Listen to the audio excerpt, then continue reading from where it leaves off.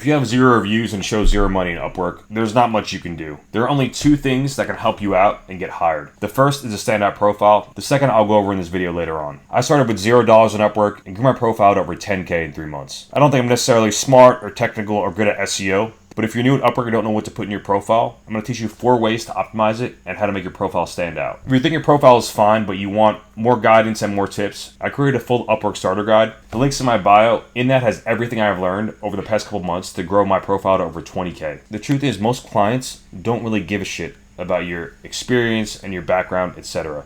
They're looking for someone who seems decently knowledgeable, but the main thing they want is they want to connect with you as a person and build trust and rapport. The first way to do this is probably the one that's going to make the biggest difference.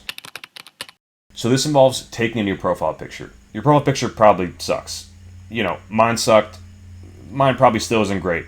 But take a new one, okay? And use pfpmaker.com. That's the most common free app that everyone uses. No matter who it is, Alex Ramosi, whoever, you're going to see it's going to be their face and then a bright background. That's the goal here. Use your phone, put it on something about eye level. If you don't have a tripod or something, that's fine. And stand next to a window. Take a picture, and that's it. Go ahead, upload that to PFPmaker, and then choose a bright colored background. You're going to want bright yellow, bright green, orange, something that stands out. When someone sees you smiling with a bright background, you seem trustworthy and like a real person. And plus, it looks professional, but not too professional. You want to be in that sweet spot. When you look at other people's profiles on the platform, you'll see how easy it is to stand out by just taking a better profile picture than them. Now, step number 2 is something people constantly mess up. This includes updating your job title and your bio. A quick way to do this and choose better titles is to search for the top freelancers in your niche and see what titles they use. Copy and paste. You could even copy and paste all those, put it in the ChatGPT, and see what job titles show up most. And then you could list up to 3 job titles in a row so that they stand out. Another way is you could search for jobs that you want and then copy and paste all that in ChatGPT. And then you can see what skills and jobs they're asking for. If it's local SEO, if it's B2B writing, whatever it is, you can see what that is and then include that either in your job title or in your short bio. For your bio, the goal is not to focus on what you can do with your experience. It's focused on results. So you want to say, I worked for this local HVAC company, gained them 5 new clients in 4 months. Whatever. You want to be as clear and direct as possible. Avoid things too technical. You want to show results and then include pictures or images if you have something. But again, keep it simple. These people aren't always very technical. So you don't want to come in too technical and lose the sale and lose the connection. So you want about 75% to show your background and 25% to show your personality. You want to seem personable in your bio as well. I recommend being a little self-depreciating, saying something quick, saying something you like to do in your spare time. Just one sentence to show that, hey, I'm a person, not a bot, not someone trying to sell you something that you don't need.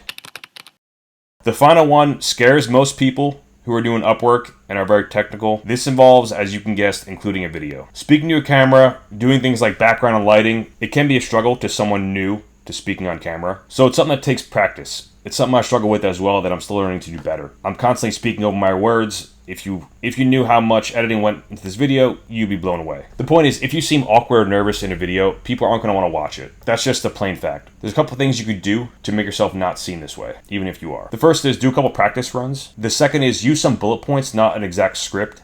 The third is try to keep some type of eye contact with the camera.